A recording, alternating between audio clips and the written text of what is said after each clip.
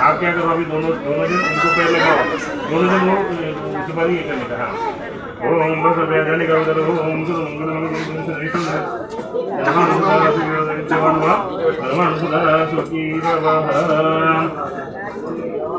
बैठने का अभी उधर हम इधर बैठो बराबर है आप उधर से आगे जाओ